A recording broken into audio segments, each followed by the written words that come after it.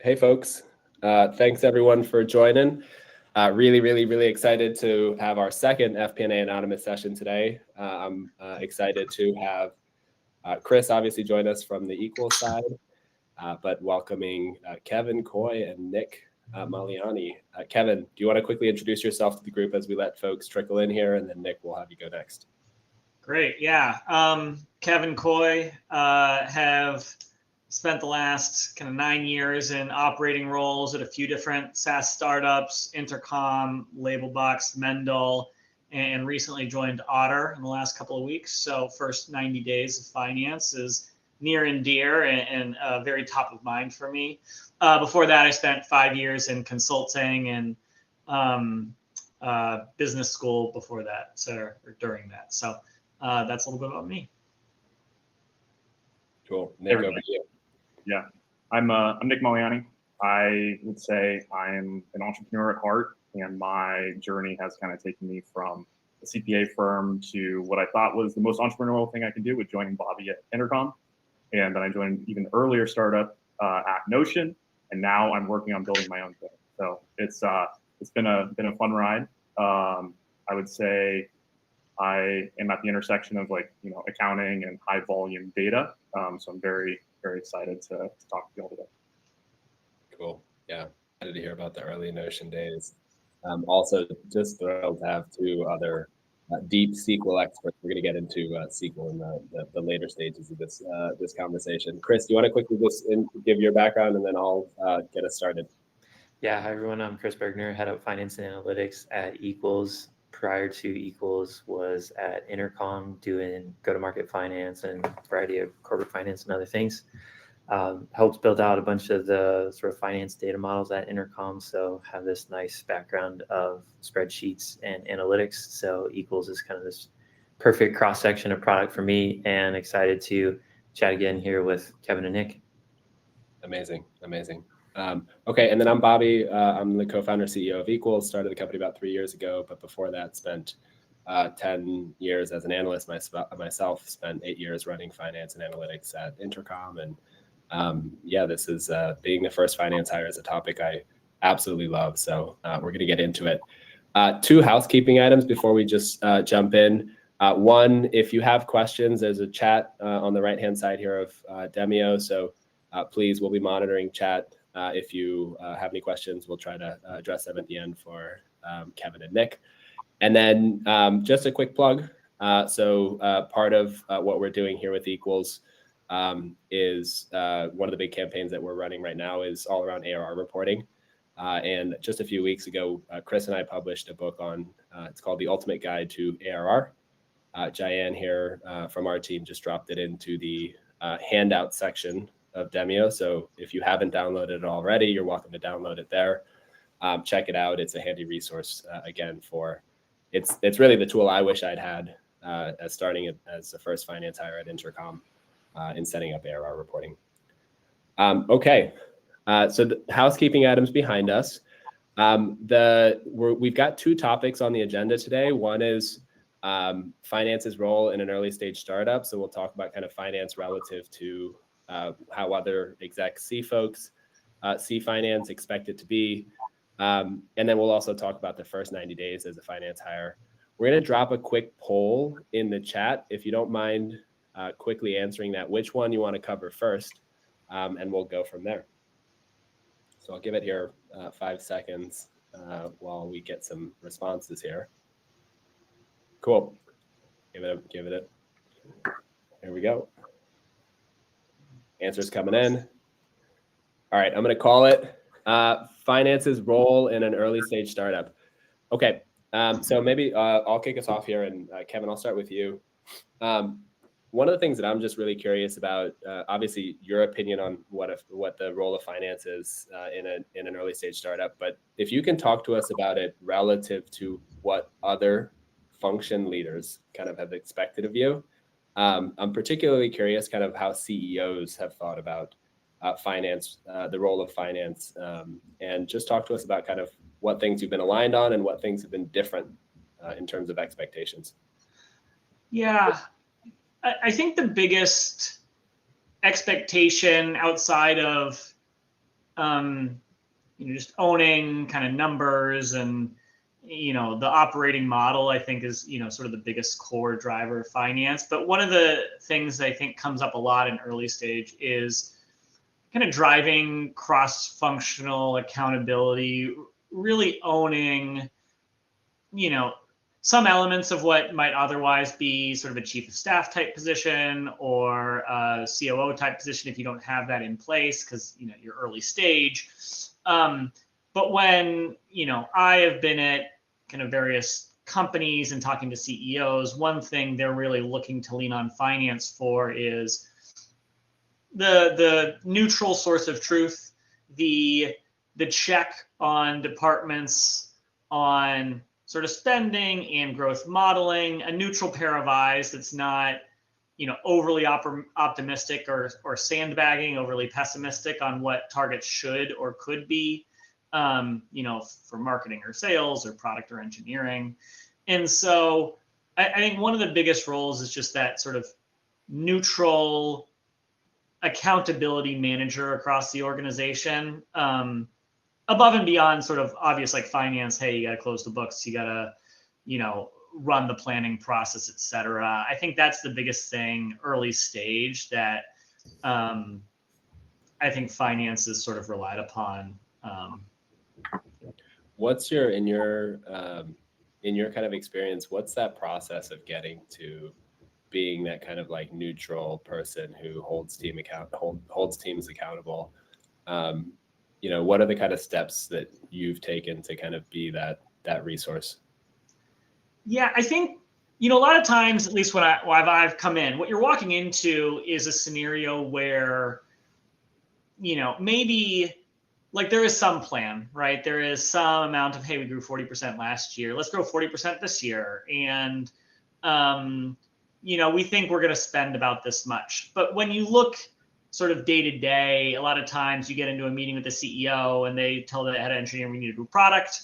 Product says, I need more engineers. They say, go hire more engineers. Engineering goes to recruiting. They say, open up these recs. And that just happens, right? And so part of what I find that I'm doing kind of early on or getting to this role of sort of impartial is just trying to contextualize and ground each one of those decisions to make sure that we're tying it back to, okay, well, if we do this, it's going to cost X, Y, Z. That's going to take our metrics that we told to the board over here. Our burn's going to be higher. Our burn's going to be lower. We would need to hit this level of growth for this investment to make it reasonable. Should we prioritize? And so it is easier, I think, for finance to play that role than engineering in this toy example, right? Where there is the CEO isn't always sure, like, is this person pushing back because they don't want to do this thing? Is it just more stressful? Versus, hey, I got no personal, thing tied up, but this seems like a lot. This seems aggressive. This seems conservative. We should push harder. And so a lot of it's just sort of building up the impartial processes, shared understanding of where we are, what the targets are, what they should be, and working with each functional leader so that you have a hopefully as good understanding of like the inner workings of their department and like what they think is reasonable versus not, to kind of be the liaison between the CEO and sort of the person who's really driving the pace and the people who are responsible for executing on the ground, right? The different individual functions. Cool. Okay, I've got a couple follow-ups there, but I want to hand it over to Nick as well here. I'm curious, kind of in your experience, how has whether it was when you joined Notion, how kind of the different function leads or how the CEO there, Ivan, what their perspective on finance was and what you wanted to build as part of finance. Yeah, I think it was a kind of a culture journey, I would say, in the sense that, you kind of have to build out what finance is within an organization that is very culture dependent. So I think for me, I worked closely with the founding team and the executives to support them in any way possible and ground them in data, as well as like what standard practices were in the market to ensure that some of the intuition-based decision making had a bit more framework around it. A lot of times it was like that Notion, we were extremely lucky with the product-led growth in the business that was just naturally there.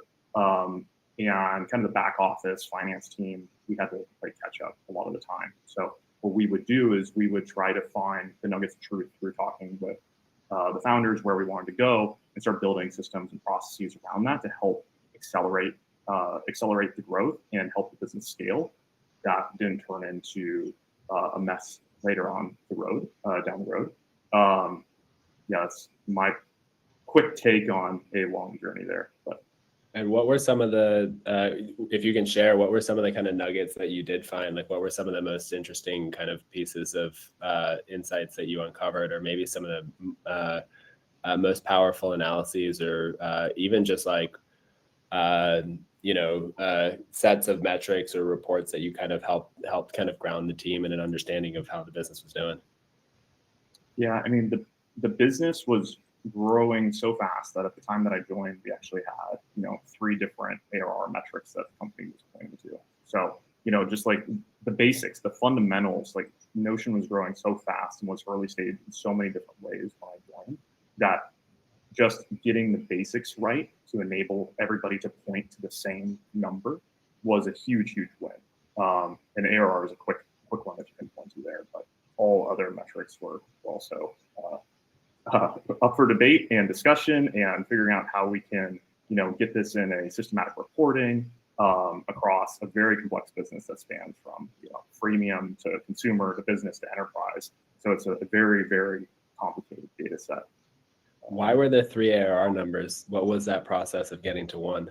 Well, Stripe wisely, put in ARR metric into their dashboard. And when you have a company that has, like everybody's in Stripe, and then they're pointing to, Stripe is saying ARR is X, but then accounting me is saying, hey, like, no, slow your roll. Like, you actually have to do, a couple of different calculations here, considering our business logic.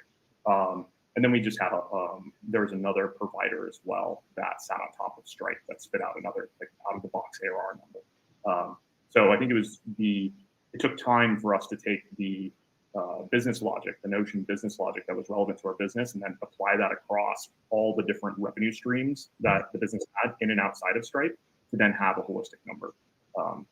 So it was just something that wasn't quite built yet, and the out-of-the-box solutions on top of Stripe are a bit misleading.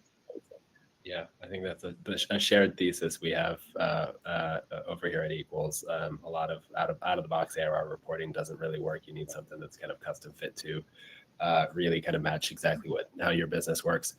Okay, maybe I'm going to hand it over to Chris here, and let's get into the next topic here on the first 90 days as a finance hire. We've covered a little bit of it, but Chris will take us a little deeper here. Yeah, thanks, Bobby. Like the point that you made there, Nick, about how early doesn't always mean small, and things can be growing quickly and requires a lot of support from the finance side.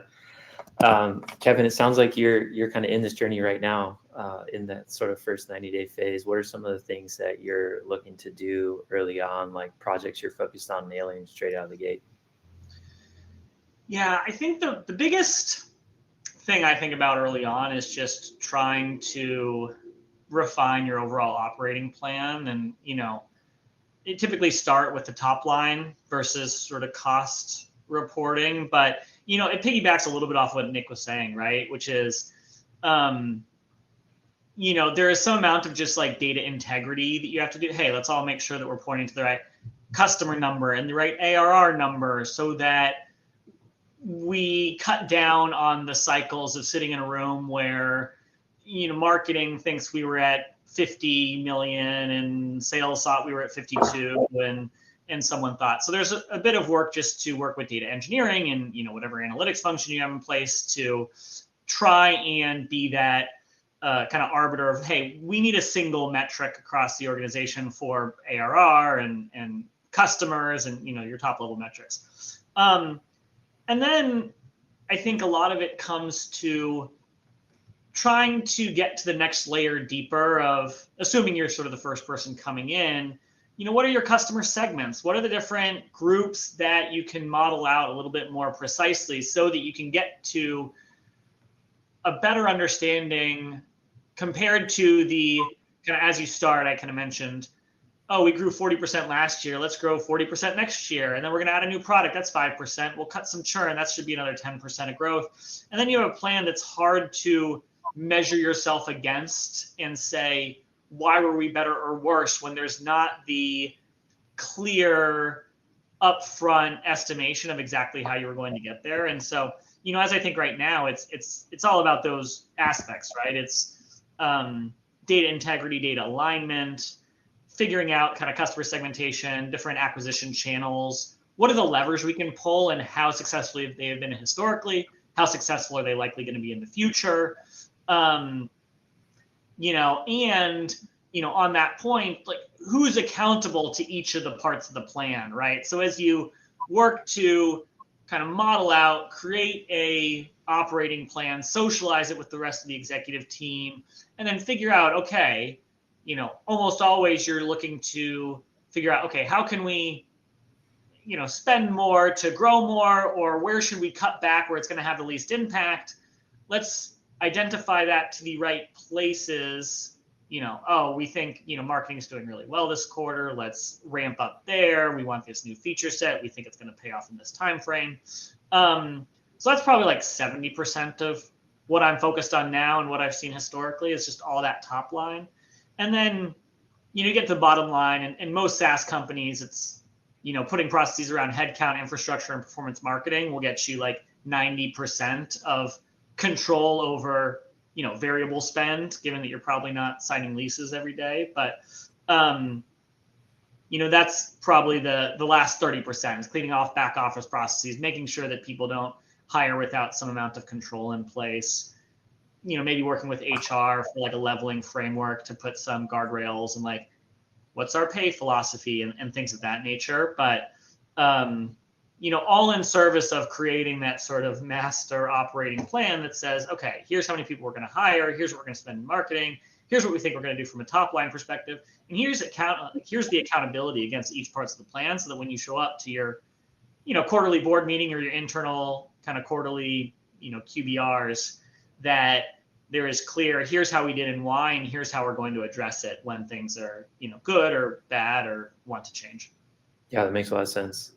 Nick, curious how much that matches to your experience. And I might also like add in the point that Kevin called out of, having to have the partnership with analytics, or to be able to get to the right numbers, is the most important first step. I know that, all of us here are finance folks who are SQL savvy as well. How have you kind of used that skill set to help gain that alignment early on? Yeah, I mean, there's a lot there. I would say it really depends on the organization, right? So when you're stepping in the first 90 days, it depends on like what you're stepping into. And then you're really going to have to, I personally, like, I dive into the details, like I use SQL to understand the business deeply through the data sets that are available. If the data sets aren't available, then I will, build out those data sets to really understand. And I think it's just fundamental to any early finance hire or finance role to really be able to get down to what are we talking about from an aggregate number that is ARR revenue. And to Kevin's point, like slicing and dicing it across all the different segmentation. The overall, I would say, source of truth and siloed information is just such a hard problem. It's such a hard cross-functional problem that every company is going to have to deal with in the first 90 days. It's going to probably be one of the biggest things that you need to articulate and say, hey, this is the number that finance owns. This is like what the definition is. This is where you can find it. It's easier said than done. I would say that all of us have obviously experienced and worked in finance, or I guess data analytics savvy finance organizations. At times, data or data science or analytics might want to own certain metrics, but I think you can do that in partnership. I think it's just really important to ensure that the same degree of, I guess, of data integrity or your level of precision is the same across the organization to ensure that you're building something that's going to work for everybody. I'd also just build on that, like I think it's dependent a bit on the organization that you join, but actually as a finance person, you create the type of organization that you want to be in terms of, accountability around data and analytics by being the spearhead for, Nick, you were saying, and Kevin, you were saying, by being the people that actually go and defining the core metrics. In my experience, it starts with ARR. That's what we did in the very early days of Intercom. And by being the source of truth for that, by being the person that defines it, then you actually create a culture of accountability, of people caring about data integrity, about analytics in a powerful way. Absolutely. Cool. Chris, I'll hand it back to you. Yeah, and if you have any rapid fires, Bobby, feel free to go ahead. The one last one that I just wanted to ask, because I think it, like, saying it in words is easy, but actually like defining, okay, now that we have this like picture of our operating model, let's say, Kevin, you like get to success in that endeavor. I'm sure there's a lot of times where there's ambiguity around a really important lever and maybe multiple teams own it, or identifying like who exactly owns it can be somewhat challenging. Like, what's that arbiter process like in those early days? Is the team's not like fully fleshed out in terms of the specialization of the important areas there? I think it varies. When you're talking about something like, maybe it's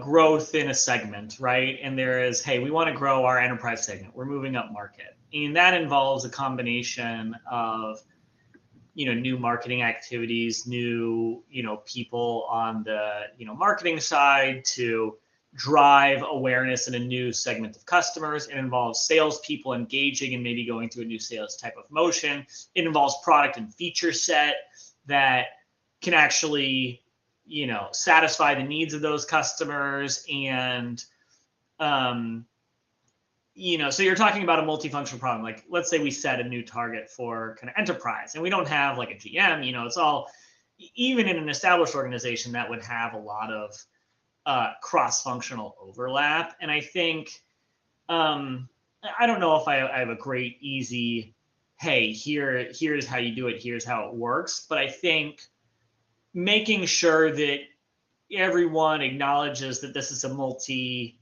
kind of pronged problem, that we need all three of these things and we need to all jointly prioritize them. So making sure, at least at the start of the quarter or the year or the half or whatever you're setting out for, in this case example, right, like going up market, that everybody is, prioritizing, reasonably high this new set of activities. And so you don't get to the end of the quarter and everybody's pointing fingers. Well, the product wasn't ready, your marketing didn't do enough leads, or sales wasn't quick enough to reach out to this segment. And, just, it's always hard, right? If it were like very clear lines of accountability, wouldn't, probably fall into this bucket or the question. But if everyone at least acknowledges that it's a big problem and it's new, and that you're all sort of jointly prioritizing it over maybe less, important or near-term asks, I think that's probably the closest you can get, or the closest I've seen to making sure that, hey, you maximize your chance of success and you minimize the chance of like disalignment within the organization or tension or issues around, blaming cross-functionally or what have you. And then I'm curious on that. And sorry, Chris, I'm going to jump in. Just a question. Like, tactically speaking, how do you do that? Are you like sitting down with every function head all the time? Are you presenting in exec meetings on a weekly basis? Are you, is this just a part of your core planning process, and then that's what you do? And then like, in what cadence are you continuously having these discussions? I think something would be like, hey, you want to meet, just as sort of your finance leader, you probably want to be, at least sitting down quarterly with each functional head and reviewing, what's their priority stack, where are their relative investments, where's their new headcount going, right? Just as your sort of like business partner FP&A type, regular activity, right? And so if this is something new, maybe there's a quarterly check-in, maybe there's a monthly check-in, with each of the different functional leaders, right? And then, but I think the most important piece in what I just said is like the, the presenting in alignment at the executive level in whatever your OKR like process is, your goal setting process is, where you're going around the room where everybody's saying this is marketing, this is products, this is sales, this is engineering or what have you. And I think I've always been doing that sort of at a quarterly, but making sure upfront at the beginning of the quarter, beginning of the year, that the execs hear from the other execs. So not just one-on-one with the execs, which I think you need to do ahead of time, but in that OKR creation process, and then the check-in process, which again, usually happens on a monthly or a quarterly basis. But you check in, particularly for these cross-functional initiatives, you try and group those things together, and everybody can kind of speak up on progress towards goal and that. And so I think it starts with one-on-one. The most important part is like collective hearing of the executive team in that sort of like OKR style creation process or whatever kind of methodology you use. And then accountability is like making sure you actually hold yourselves accountable. I've seen a lot of times it's very easy to do the OKR process, and then you shy away from doing the check-ins. Oh, there's nothing much to check in on this week. Let's, cover it next quarter. And then you can get like 4 months in or 4 weeks in or however urgent it is. And, one group is much further behind or everything's sort of fallen off. People kind of think it's not really a priority anymore because it's hard or it's not seeing as much traction. And so finance role or my role or is really just ensuring that if things are falling off track and people don't want to talk about it, that you force people to talk about it, or you start doing things async and just highlight like, hey, this is what's happening and this is what's not happening. If we don't want this to be a priority, fine, but let's make sure we check in on it, and just trying to head off, silently uncommitting from things we originally agreed to, or like some of the failure modes I've seen. Yeah, no one likes silent uncommit. Nick, I'm just wondering, from your experience at Notion and maybe even Intercom too, where those were like predominantly more PLG focused, is there any like extra step you have to take around building relationships with like the R&D side of the house, which tends to power more of the business and is probably less familiar in working with finance and ops folks? Yeah, absolutely. I think it's super important. I mean, especially as you're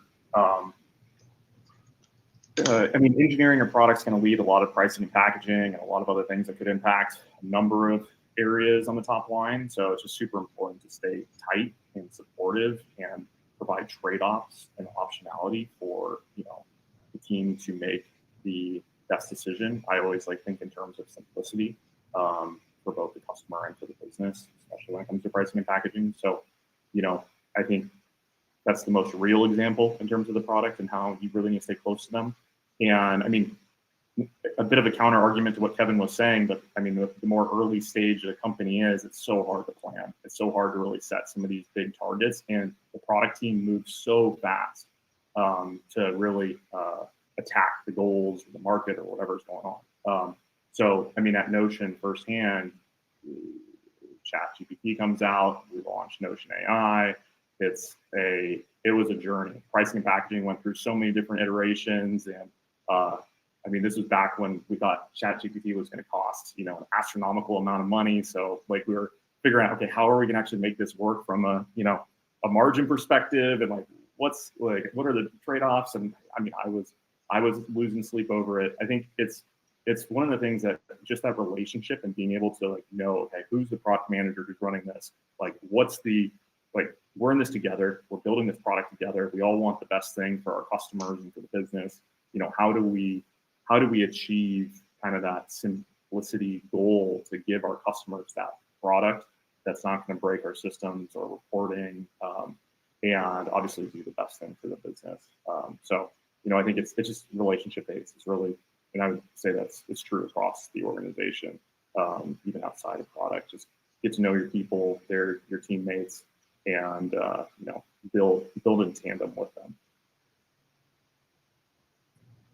Yeah, that was like a big reflection for me, not necessarily a question, but in joining Equals was just like, I was used to sort of working at Intercom and doing things at like a different level of scale. And you can almost get yourself spun up into this situation where you're trying to like report on too many things and trying to like preserve things that are no longer relevant. And you need to just be able to like move at the speed of the organization, especially in the early stage when you're experimenting and trying a lot.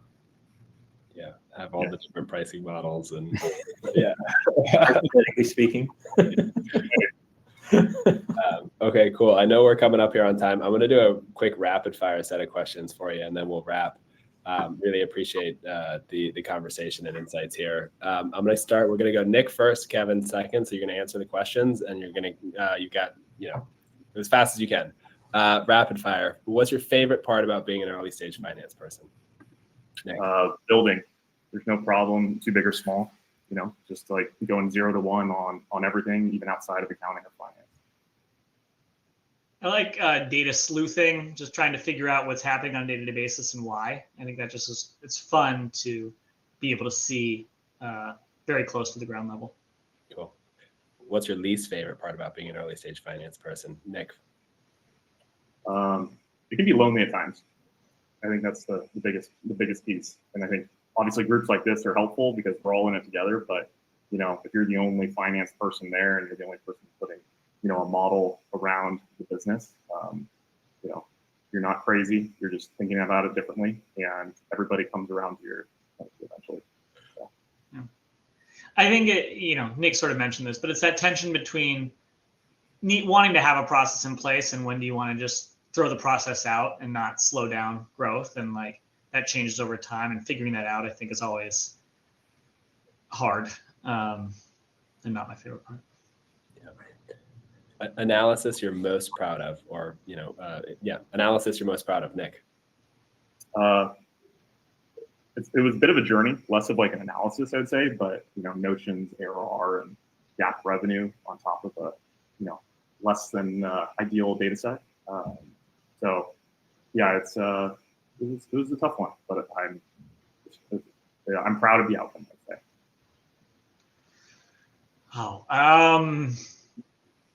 I spent a lot of time building SQL. It's not really an analysis, but learning that and like working with Chris way back when on re-architecting all of our data infrastructure layer so that people would look at the same ARR numbers. I thought you were going to say implementing Zora. No, that'll come later. Yeah. Might be a good one for the next rapid fire. Are there any gotchas or finance blunders that happened? Oh man, I mean Zora might be a collective one, but yeah, I mean I would say not acting on Notion's Stripe instance fast enough. Just getting our billing and everything just locked in faster would have just helped us scale. Was that, Nick, do you think that was a reporting thing or just like the setup was incorrect and thus reporting was challenging? Like which of those? Yeah, if I can leave anybody here with one tidbit is just stay away from fair billing as much as possible. I think it's just it's just a disaster in the system, and it really just causes a bunch of complications. So avoid fair billing. So it was a system setup. Kevin, how about you?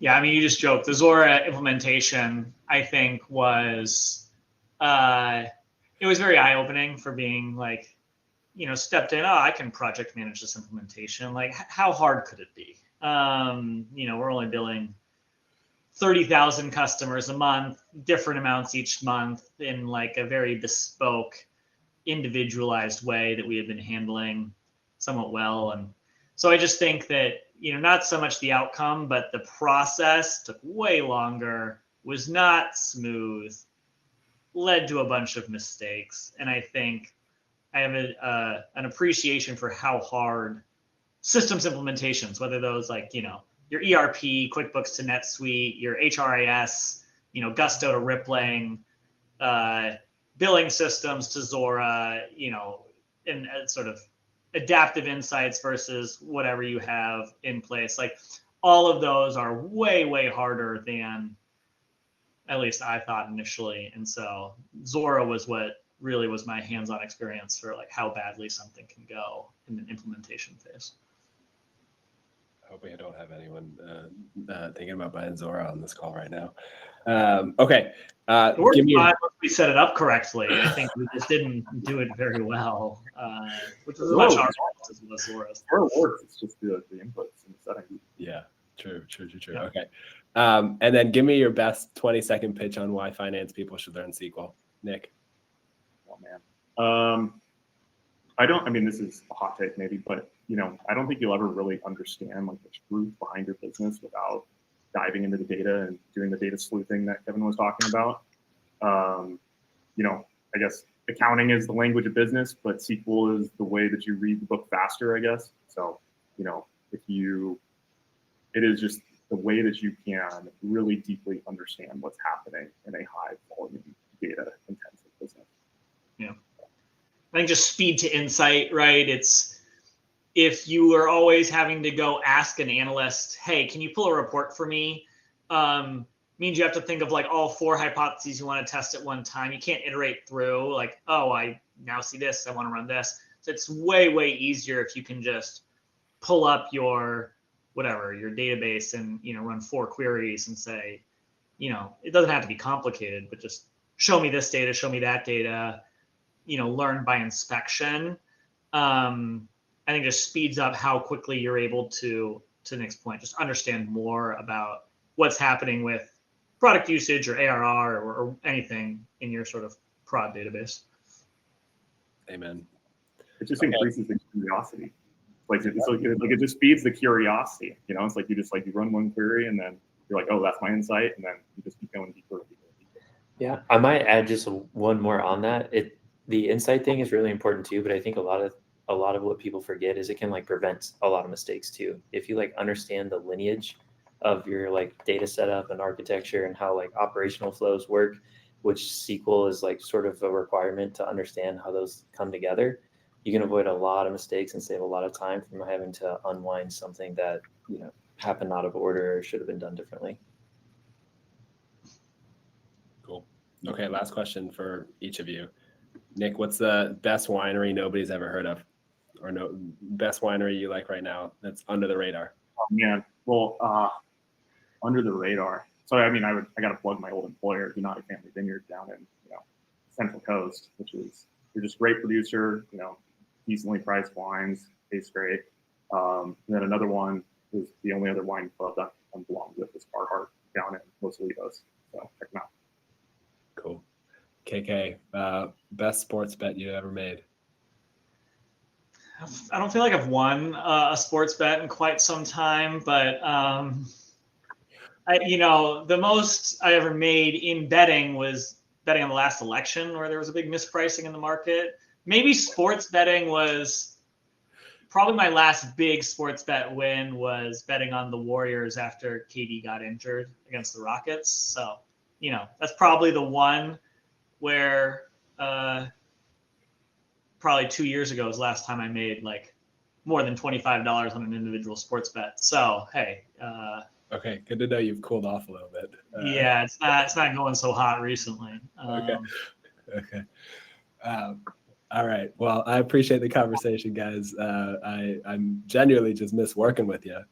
This was really fun, and we're gonna wrap now. I'm gonna just do one quick plug for the for folks. Obviously, if any of this conversation was interesting, this is a big part of what Equals does. We help support our customers not only from a with the software and the product that we've built, but we also help support folks get stood up on models and build out ARR reporting, operating models, things like that. We have an Equals Experts offering, which is exactly tailored for that. So if any of this sounds intimidating, we're happy to kind of help take that on. But with that, we'll wrap. And Kevin, Nick, Chris, thanks for an awesome conversation. We'll catch you guys later. Bye, everyone. Take care, everyone. Everybody.